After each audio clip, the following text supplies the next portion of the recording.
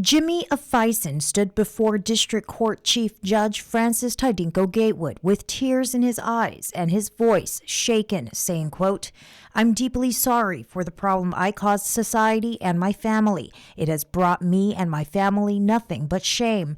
January 26th, I checked into Lighthouse. Today, I have no desire to use drugs.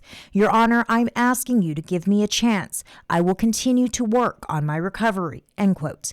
While his rehabilitation efforts were acknowledged by the government, they asked the court to question, how are we protecting this island? Stating, quote, "Really, the only way to deter the crime is through consequences," end quote.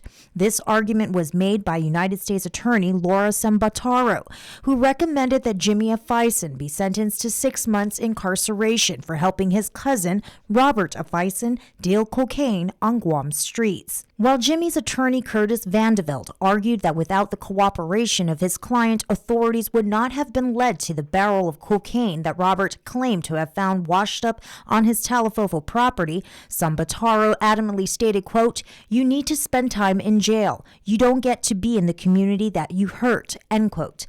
Vandeveld pleaded to the court to take into consideration the amount of cooperation Jimmy has provided and his efforts for self-rehabilitation, requesting that the court hand down a sentence of no jail time, but instead community confinement and/or house arrest. However, Chief Judge Tidinko Gatewood sided with the government that time must be served and that the sentencing recommendation provided by the government did in fact consider Jimmy's assistance to authorities. On the low end of the spectrum, Jimmy will serve 6 months incarceration, but that sentence will be deferred for 1 month to allow Jimmy to complete his in-house treatment with the Lighthouse Recovery Center. After the completion of his treatment, he will then be remanded to the Bureau of Prisons to serve out his time. Following his incarceration, he will be placed on 3 years of supervised release. Jolene Toves, PNC News.